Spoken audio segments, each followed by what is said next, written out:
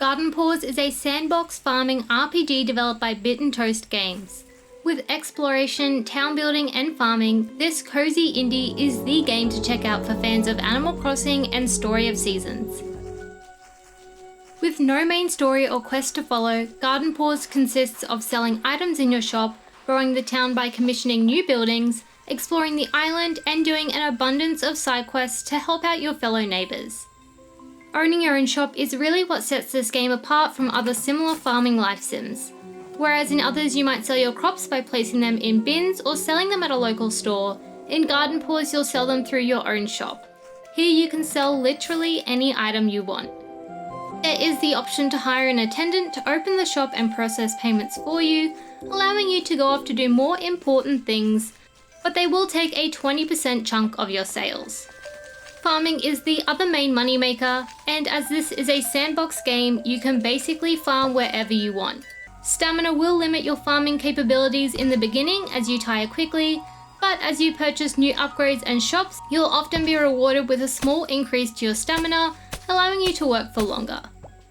The sandbox nature of the game also lets you place furniture wherever you want in the world, along with the ability to build houses as well.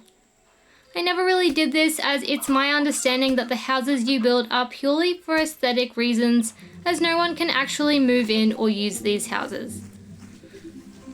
Exploration is another great way to find items to sell in your shop, and you've got quite a large island to cover. You can find many items in your travels, from fruits and vegetables to treasure chests filled with clothes or flowers, animal goods, and many other things to sell. Not only that, but you'll stumble across a huge variety of animals, all of which can be tamed to provide additional goods. The majority of the NPCs in Garden Paws are located in the main town. While I found the town to be initially very disappointing as it was very empty and bland, I was happy to discover that as you progress and complete quests, you'll end up filling the town to the brim with shops and new NPCs, which is very rewarding. In saying that though, while NPCs have a hint of a personality, they have no backstories, minimal movement, and there's no relationship building, so keep that in mind if that's something that's important to you. Upgrading your town takes a lot of time and effort, as purchasing new buildings can get quite expensive, and you're often forking out these costs all by yourself. You'll almost single-handedly build up the town, with little to sometimes no rewards in return. Although honestly, I find this can be quite common in these type of games. Garden Paws is absolutely riddled with quests for you to do, from finding items, growing something, providing resources, or funding a building. Personally, I love having a ridiculous amount of quests to do in these type of games, and that's exactly what Garden Paws delivered. It kept me occupied, I always had something to do, and made for a very addicting game. Lastly, there is a combat aspect which is done in a dungeon first-person shooter type format.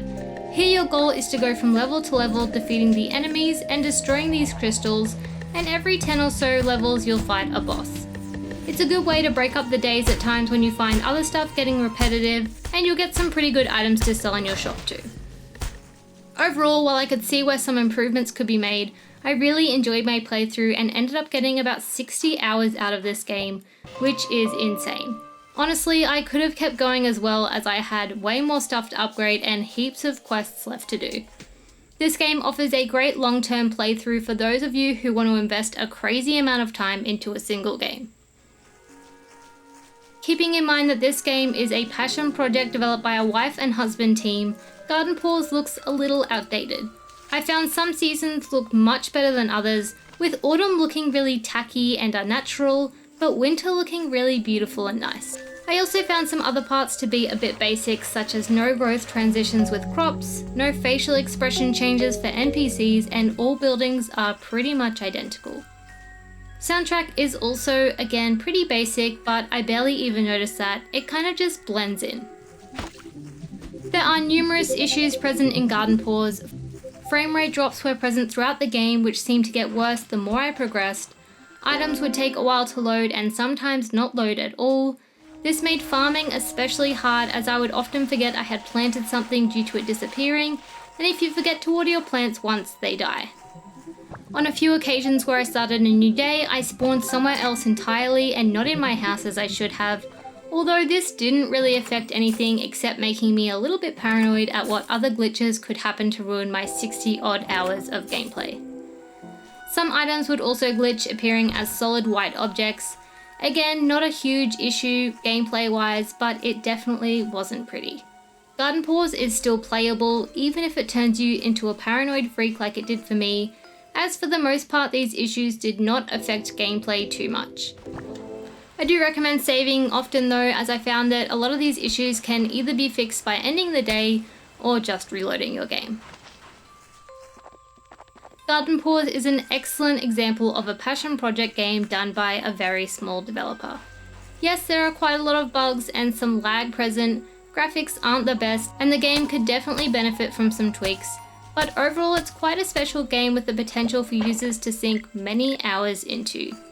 You'll never be at a loss for what to do, as you find an endless amount of quests around you, a large world to explore, and countless shops to upgrade that will all keep you very occupied. If you're after a AAA quality farming game, I suggest you look elsewhere. But if you're looking for a cozy and much loved indie farming game to really sink a lot of hours into, and you're willing to accept some bugs along the way, this is the game for you. Thank you so much for watching. Please leave a like and comment if this review has helped you, and I will see you in the next video. Bye!